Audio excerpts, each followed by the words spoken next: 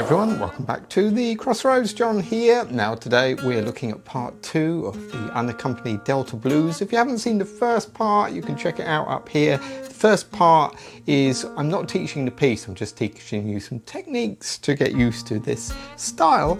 But this lesson we're going to look at what I actually play just at the beginning here. So let me play that first lick. I haven't mic'd this up, I'm just playing through my lavalier mic here. So here's what the first lick sounds like.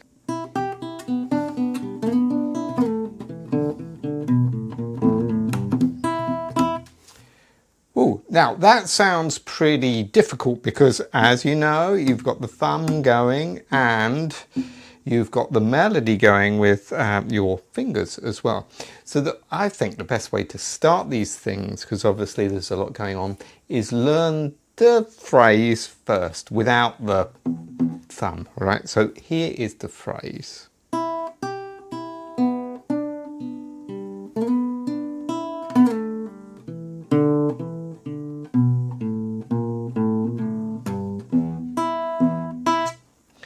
That's a pretty long phrase, but hopefully you can see that on the tab there. Let me play that one more time for you.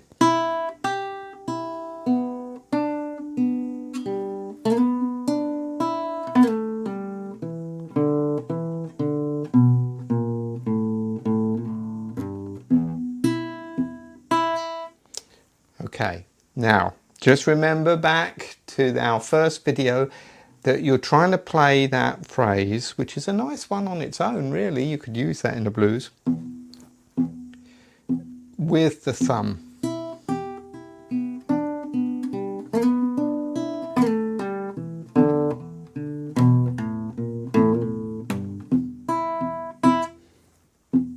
Okay, now this obviously is a little bit tricky, but just work on it, like I said in the first video, bit by bit. So see that first note is not on the beat? So just get that bit. So off the beat, on the beat. It's the ones which are off the beat which is the problem. Alright, so just do it in little bits.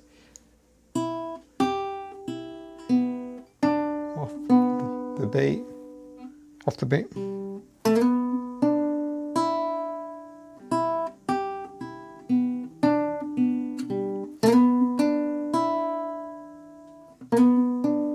I'm just using one finger for that. I'm just using my second finger. You could use more if you want to.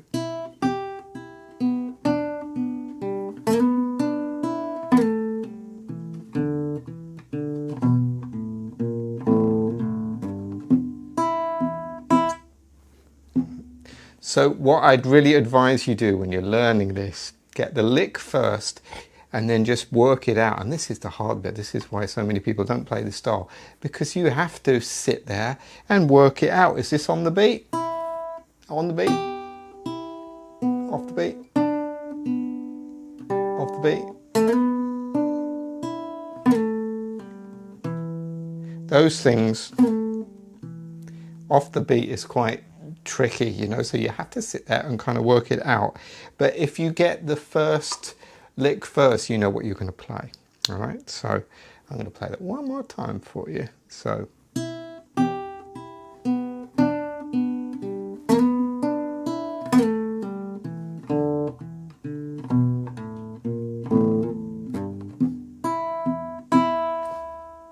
and remember, first of all, that the thumb is muted. It's not. That doesn't sound too good. And the other thing to remember is it's really all a triplet rhythm. So think of dinosaur. Dinosaur, dinosaur, dinosaur, dinosaur. All right, so think of that rhythm as you play. So that's the first lick. That was over the E chord. Then we're going to go to the A chord, and I play this.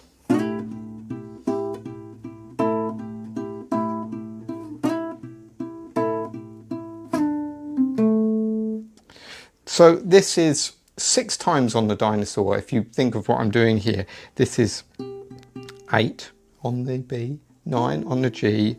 So think of this first. Dinosaur, dinosaur, dinosaur, dinosaur, dinosaur, dinosaur. All right. But what we're doing to make it sound a little bit more interesting is kind of like a Chuck Berry type thing, whether you're... So I'm sliding into those first two notes. Dinosaur, so the first triplet is slid in. And then instead of doing that again, you can do that. What I did to vary it the second time, dinosaur, is I add my little finger here on the 10th fret. That sounds quite bluesy on the B string. So that can sound pretty good.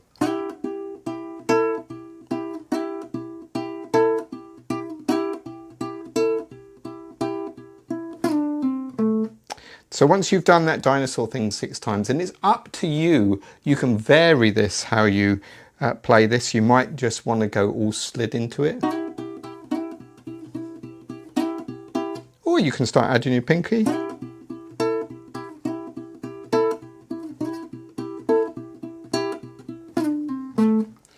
On the 7th time, you slide back from the 9th fret, back to the 7th fret on the G, pull off to the 5th fret, and then to the A note, which is the 7th fret on the D string, all right? And now you're doing the thumb at the same time. So, but now we're in A, right? So you're not pounding your thumb on the E string, it's moved to the A string.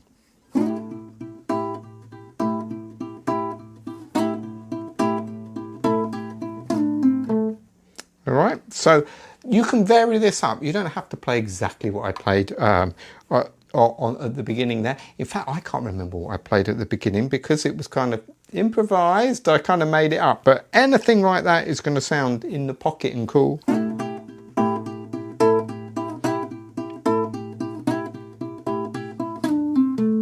All right, that's the A, and remember, keep it muted. This one's a bit easier to hear the triplet rhythm, isn't it? Dinosaur, dinosaur, dinosaur, dinosaur, dinosaur, dinosaur, dinosaur. Then we go back to the E.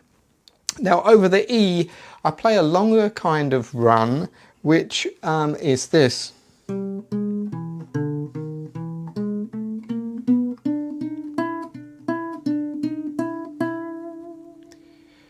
So I'm thinking of here the E7 arpeggio, which is this. So over E7 chord, you can play an E7 arpeggio. So really what we're doing in this Delta blues is we're kind of following the changes. But when I'm playing this bit, I'm hammering from the G to G sharp, that's the major third. I go to the E, and then it's a common thing you can do. Why did I play that note? Because that isn't in the arpeggio, right? Wow, but it is, because it's a D note. Here's a D note on the 7th fret of the G. There's another D there on the 5th fret, all right, of the D. So the way I think of that is if you think of the E and you move back 2, that's the, if you move back 1, that's the major 7. If you move back 2, that's the flat 7, which in the blues, if I play it there, can sound quite bluesy.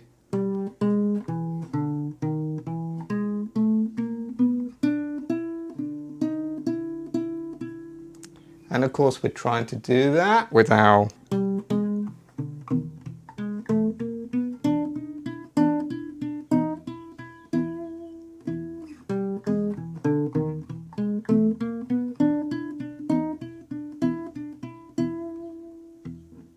okay, so that's the E. So we've covered the E chord so far, the A chord and E. What I'll do is I'll go back, let me just play everything kind of that we've done so far slowly.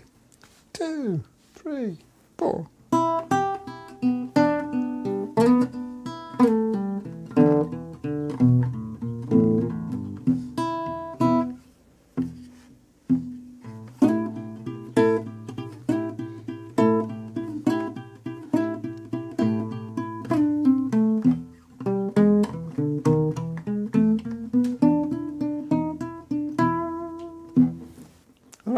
how it sounds. So it's just trying to keep that thumb in time. It will drive you mad.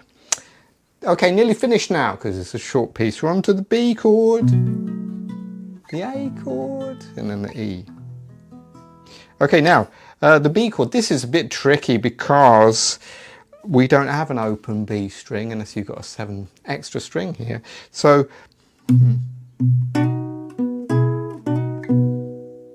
I'm doing that with my thumb. And again, if you're not used to using your thumb and this, it's a nightmare. So that's what I'm doing there. Hammering on from those 7 on the G, 7 on the B to the third there of B. Now this is where I'm using my first finger here. I'm using 2 fingers there, see my third and second. Then I'm going to go back and do the same thing in A. So now we've just got to add the bass line.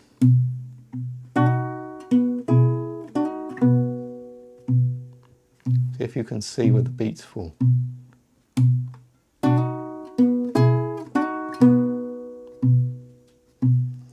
do it again for you.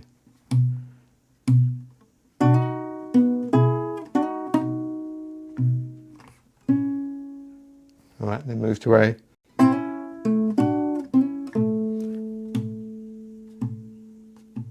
Do that again, that was a bad job, sorry.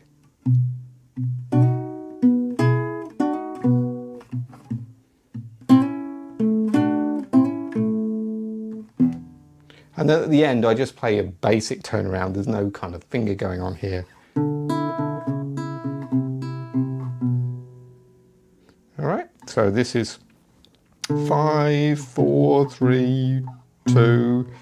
And you come back to the 5. You might have heard of this one before.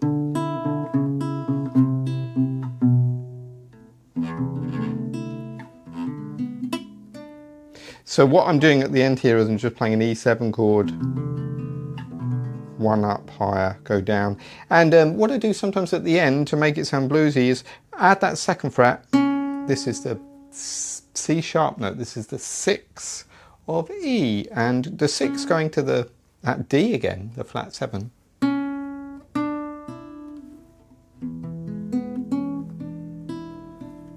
Can make it sound quite bluesy, that. So there we go, that's the piece. It's pretty short, but it will cause a few problems. You know, well, it did for me. You might be great. You know, it's hard to know in YouTube land who you're talking to. I could be talking to someone who's really great, in which case this is easy. But I found it very difficult. Anyway, but just stick with it. So let me go from the beginning. I'll play it all the way through for you, kind of slowly. So 2, 3, 4.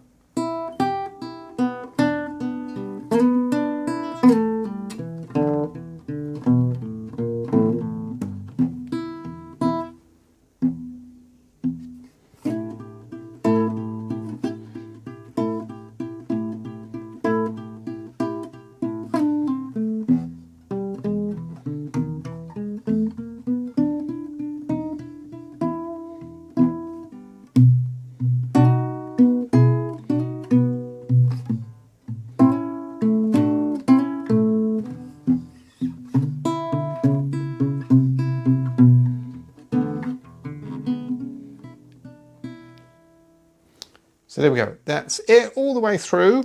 So you can have a go with that, see how you go. Now, just taking things a little bit, not further as such, but what would you do if you wanted to create your own thing in this style? Well, what I do when I do things like this is I just try and think of a lick. Try and think of a lick you already know. I'm on the spot here, so let's just see. So let's start with that. So, okay, there's a lick. So now we're going to see if we can play that with the bass line. I haven't done this before. I'll get the bass line going. So it starts on the beat.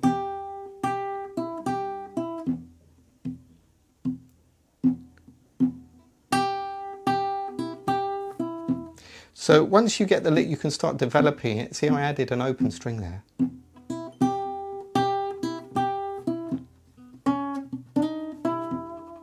And then I just start developing it a little more, you know, so you can take an idea.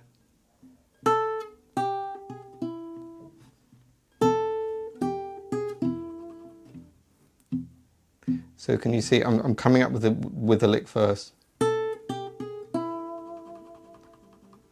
And then seeing if I can add the bass.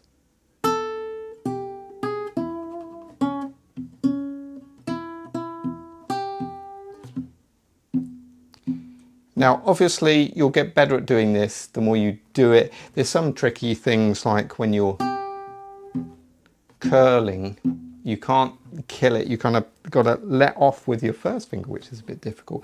And also things like keeping vibrato going while you keep the bass line, because it's two separate things, you know, it's a bit like that tummy thing you can do, which is a bit tricky. So give that a go. Hope you enjoyed that. Let me know how you get on in the comments, because I'd love to know, because as I say, I found this difficult. Thanks so much for watching. Been great to see you, and remember to subscribe if you can. See you in the next video.